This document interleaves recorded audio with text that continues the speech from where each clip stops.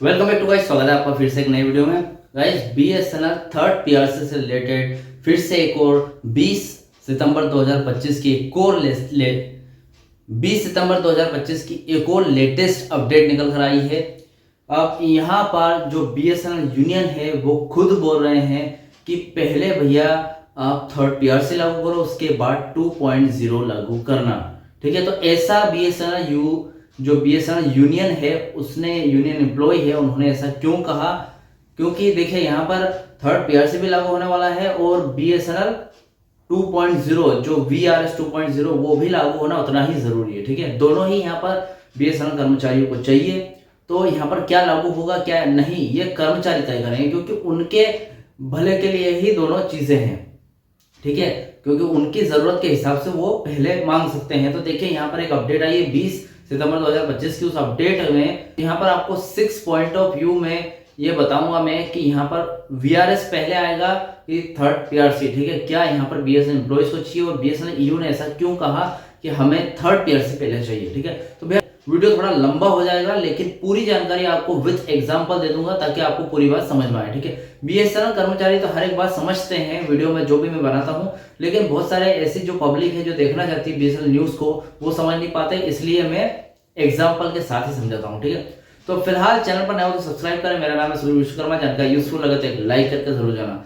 चलिए गाइस, बढ़ाते हैं वीडियो को आगे। गाइस यहाँ पर वीडियो थोड़ा लंबा हो जाएगा, मैंने पहले ही आपको बोल दिया है वीडियो में। ठीक है, यहाँ पर थर्ड पीआरसी पहले चाहते हैं बीएसएनएल एम्प्लॉइज और फिर 2.0। तो ऐसा यहाँ पर बीएसएनएल यूनियन ने क्यों कहा, सबसे पहले वो समझ लेते हैं। आपको पता है डोट जो कि दूरसंचार विभाग है, जिसके द्वारा सारी जो भी बीएसएनएल है, जियो, एयरटेल, जितनी भी टेलीकॉम कंपनियां हैं सारी डोट के द्वारा ही चलती है।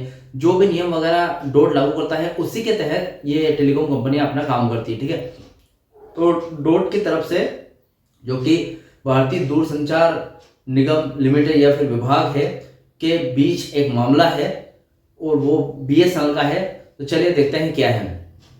बीएसएनएल के अधिकारियों से जुड़े कुछ काम अभी भी डोट के पास अटके हुए हैं। ठीक है, अब अधिकारियों से जुड़े बीएसएनएल ने इस सभी कामों की सिफारिशें करके डोट को भेज दिया है, लेकिन डोट की तरफ से अभी तक कोई जवाब नहीं मिला। ठीक है, अब यहाँ पर बहुत सारे ऐसे काम है जैसे कि थर्ड पीआरसी का मुद्दा हो गया, वीआरएस का मुद्दा हो गया, नेटवर्क से रिलेटेड, नेटवर्क जो कट रहा है उससे रिलेटेड मुद्दा हो गया। तो ऐसे बहुत सारे काम अटके हुए हैं जो कि बीएसएनएल ने ऑलरेडी डोट के पास भेज दिए हैं और अभी तक उसका डोट का इस पर कोई जवाब नहीं आया। ठीक है, अब यहाँ पर कर्मचारियों से जुड़े यहाँ पर इश्यूज देख लेते हैं। बीएसएनएल के कर्मचारियों की कुछ बड़ी समस्या है जिनका असर आम लोगों पर भी पड़ता है। हमने डोट के सदस्य सेवाएं से इन समस्याओं पर तुरंत ध्यान देने के लिए अनुरोध किया है। इन समस्याओं पर लंबी बातचीत भी हुई है, डोट ने इन्हें स्वीकार भी किया है।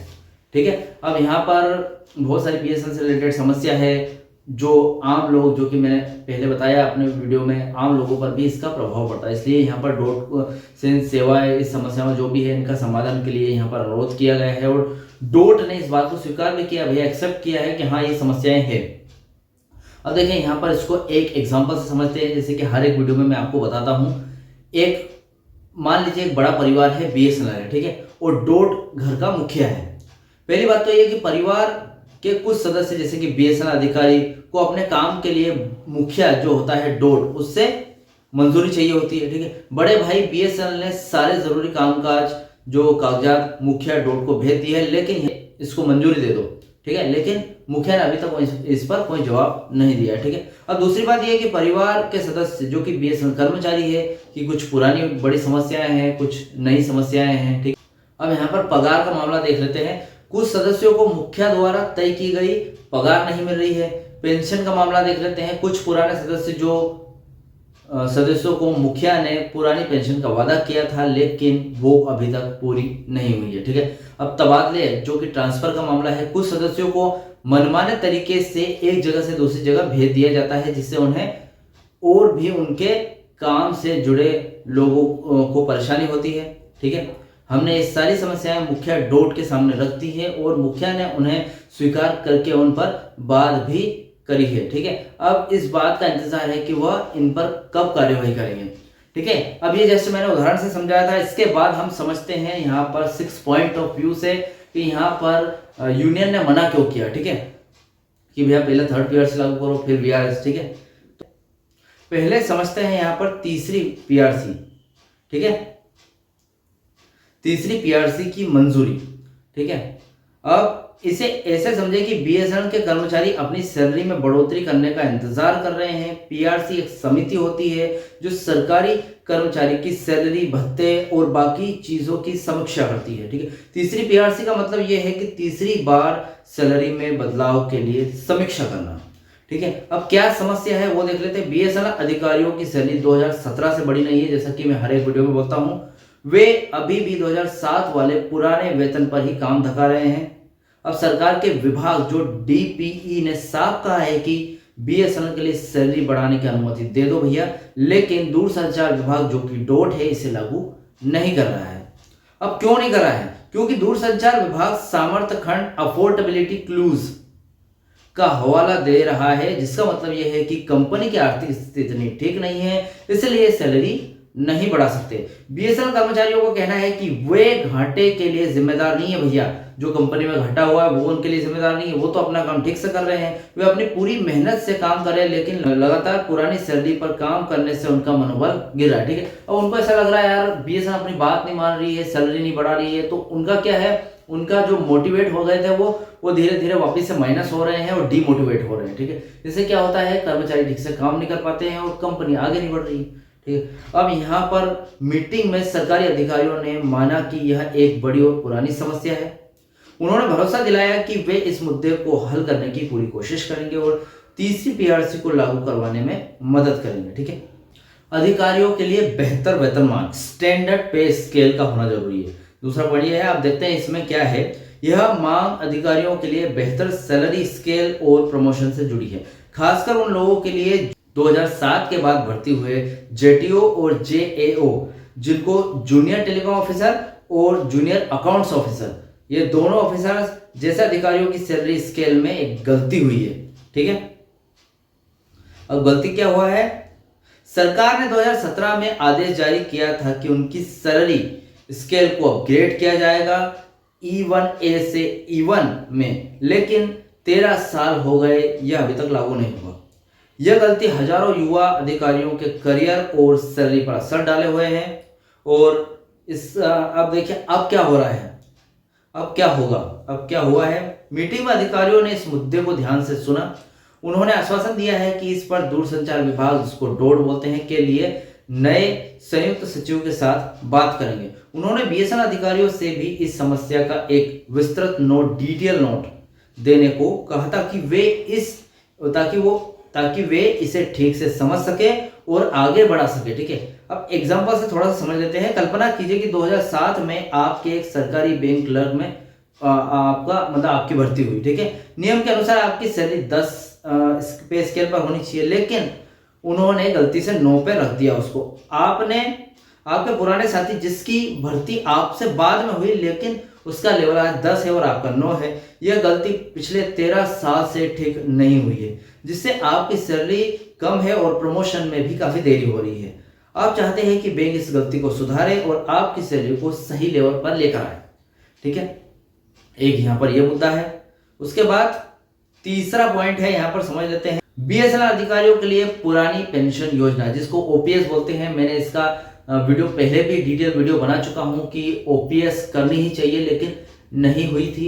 उसके लिए मैंने एक डिटेल वीडियो बनाया था, चैनल पर आप चेकआउट कर सकते हैं। फिर से इस मुद्दे में इसका जिक्र हुआ है। ओपीएस, बीएसएनएल अधिकारियों के लिए पुरानी पेंशन योजना, ओपीएस का क्या है, ठीक है। समस्या क्या, प्रॉब्लम देख लेते हैं पहले। दूरसंचार विभाग ने बीएसएनएल के उन सभी अधिकारियों को पुरानी पेंशन ओपीएस देने से इनकार कर दिया है। अब बीएसएनएल ने देखिए यहाँ पर इनकार कर दिया है, जिनकी भर्ती दूरसंचार विभाग डोट ने अपनी अधिसूचना के अनुसार की गई थी, ठीक है। अब जिनकी भर्ती डोट द्वारा की गई थी, उन सभी कर्मचारियों को बीएसएनएल ने भैया यहाँ पर ओपीएस से जुड़ी जो भी पुरानी पेंशन योजना है वो देने से इनकार कर दिया है। न्यायालय का हस्तक्षेप, अब यहाँ पर देखिए कोर्ट का भी इसमें कोर्ट ने भी यहाँ पर टांग अड़ाई है। मतलब एक हिसाब से बोल सकते हैं कोर्ट ने भी यहाँ पर अपनी बात कही है इस मैटर में। हाल ही में केट चंडीगढ़ ने बीएसएनएल और डोट को इन अधिकारियों को ओपीएस देने का निर्देश दिया, ठीक है। अब यहाँ पर जो चंडीगढ़ का जो मैंने केस बताया था आपको, उन्होंने ये ओपीएस देने से यहाँ पर बोल दिया है कि भैया इनको पुरानी पेंशन योजना दे दी जाए। और कोर्ट द्वारा यहाँ पर डोट और बीएसएनएल दोनों को कहा गया है, ठीक है। अब वर्तमान स्थिति फिलहाल कंडीशन क्या है, इस निर्देश के बाद एक पत्र डोट के वरिष्ठ उप महानिदेशक को भेजा गया जो इस मुद्दे पर विचार कर रहे हैं। कर्मचारी संगठन उम्मीद कर रहे हैं कि लगभग 2000 प्रभावित अधिकारियों को जल्द ही न्याय मिलेगा। अब देखिए यहां पर चौथा पॉइंट है गाजियाबाद में एलएलटीटीसी का भविष्य।